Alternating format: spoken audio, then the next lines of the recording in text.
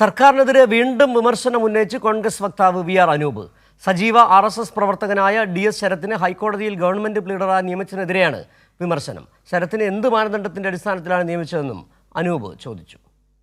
UDF സർക്കാർ അധികാരത്തിലെത്തിയതിനു പിന്നാലെ ഉന്നത പദവികളിലേക്ക് RSS സംഘപരിവാർ ആളുകളെ നിയമിക്കുന്നത് തുടർക്കഥയാകുന്ന വേളയിലാണ് വി ആർ അനൂപിന്റെ വിമർശനം.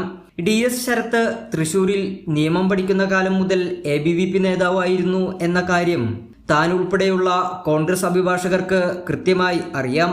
അങ്ങനെയുള്ള ഒരാളെ എന്ത് മാനദണ്ഡം പാലിച്ചാണ് ഗവൺമെന്റ് പ്ലീഡറായി നിയമിച്ചതെന്ന് നിയമനം നടത്തിയവർ തന്നെ പറയണമെന്നും അനൂപ് കുറിച്ചു. ഫേസ്ബുക്ക് പോസ്റ്റിലൂടെയായിരുന്നു വിമർശനം.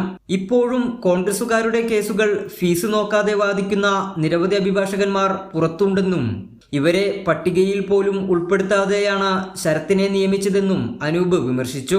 ശരത്തിനെ നിയമിച്ചതിനെതിരെ കോൺഗ്രസിലെ അഭിഭാഷക സംഘടനയ്ക്കുള്ളിലും വിമർശനം ഉയരുന്നുണ്ട്.